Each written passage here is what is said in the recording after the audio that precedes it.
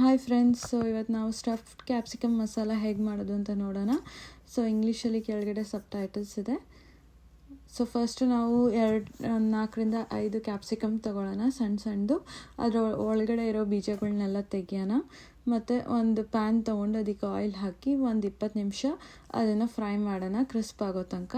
ಆಮೇಲೆ ಒಂದು ತಪ್ಪಲೆಯಲ್ಲಿ ಪೊಟ್ಯಾಟೊ ತೊಗೊಂಡು 4ರಿಂದ 5 ಬಾಯ್ಲಿಂಗಿಗೆ ಇಡೋಣ. ಬಾಯ್ಲ್ ಆದಮೇಲೆ ಒಂದು 20 ನಿಮಿಷದ ತನಕ ಬಾಯ್ಲ್ ಮಾಡಿ ಆಮೇಲೆ ಅದನ್ನು ಸ್ಮ್ಯಾಶ್ ಮಾಡ್ಕೊಳ್ಳೋಣ.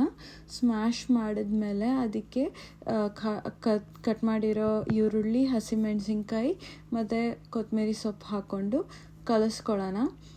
ಅದಾದಮೇಲೆ ಒಂದಿಷ್ಟು pinch off salt, turmeric powder, chilli powder, jeera powder, coriander powder ಮತ್ತು ಆಮ್ಚೂರ್ ಪೌಡರ್ ಇದ್ದರೆ ಆಮ್ಚೂರ್ ಪೌಡರ್ ಹಾಕ್ಕೊಂಡು ಮಿಕ್ಸ್ ಮಾಡೋಣ. ಅದನ್ನು ಆಮೇಲೆ ಮಿಕ್ಸ್ ಮಾಡಿರೋ ಪೇಸ್ಟನ್ನ ನಾವು ತೊಗೊಂಡು ಕ್ಯಾಪ್ಸಿಕಮ್ ಒಳಗಡೆ ತುಂಬೋಣ.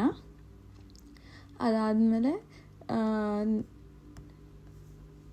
ಒಂದು 2-3 ಟೊಮೆಟೊ ತೊಗೊಂಡು ಅದನ್ನು ಕಟ್ ಮಾಡ್ಕೊಳ್ಳೋಣ. ಕಟ್ ಮಾಡಿಕೊಂಡು ಅದಕ್ಕೂ ಅರಿಶಿನದ ಪುಡಿ, ಖಾರದ ಪುಡಿ, ಕೊರಿಯಾಂಡರ್ ಪುಡಿ, ಜೀರಾ ಪುಡಿ, ಸಾಲ್ಟ್, ಗರಂ ಮಸಾಲ ಮತ್ತು ಚಾಟ್ ಮಸಾಲ ಹಾಕ್ಕೊಂಡು ಅದನ್ನು ಟೊಮೆಟೊ ರುಬ್ಕೊಳ್ಳೋಣ.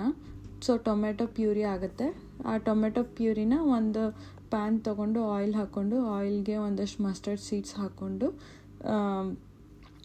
ಇದು ಪ್ಯೂರಿನ ಹಾಕಿ ಒಂದು 10ರಿಂದ 15 ನಿಮಿಷ ಬೇಯಿಸ್ಕೊಳ್ಳೋಣ. ಅದಾದಮೇಲೆ ಕಟ್ ಮಾಡಿರೋ ಈರುಳ್ಳಿನ ಹಾಕಿ ಒಂದು 10 ಮಿನಿಟ್ಸ್ ಏನೋ ಬೇಯಿಸ್ಕೊಳ್ಳೋಣ. ಅದಾದಮೇಲೆ ಸ್ಟಫ್ ಮಾಡಿರೋ ಕ್ಯಾಪ್ಸಿಕಮ್ ಹಾಕಿ ಅದನ್ನು ಸರ್ವ್ ಮಾಡೋಕ್ಕೆ ರೆಡಿ ಆಗಿರುತ್ತೆ.